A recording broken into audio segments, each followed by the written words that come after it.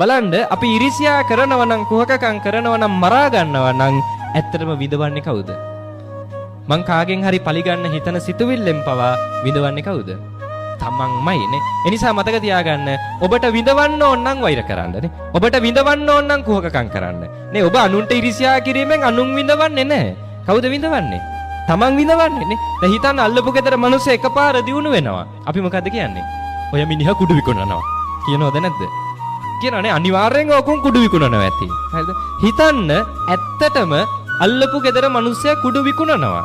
හිතන්න ඇත්තටම විකුණනවා කියලා. දැන් කුඩු විකුණනොත් හැමදාම සතුටින් ඉන්න පුළුවන්ද? බෑ. හැබැයි ටික කාලයක් හරි නේ. ටික කාලයක් හරි නේ යාළ කුඩු විකුණලා යාන වාහනයක් අරගෙන ගෙයක් දොරක් හදාගෙන ටික කාලයක් හරි කුඩු විකුණන මිනිස්සයා පවා සතුටින් ඉන්නවද නැද්ද? ටික කාලයක් හරි සතුටින් ඉඳීනේ නේ. හැබැයි හිතන්න ඒ ඉන්න ටික කාලෙත් නේ එයා සතුටින් ඉඳිද්දිත් විඳවන්නේ කවුද? කුඩු විකුණන්නේ නැති අල්ලපු ගෙදර මිනිස්සයා නේ. දැන් බලන්න කුඩු විකුණනටත් වඩා ඉරිසියාකාරකම භයානකයිද නැද්ද? භයානකයිනේ. මොකද කුඩු විකුණන කෙනාට වඩා එහා ගෙදර මිනිස්සයා විඳවනවා නේ.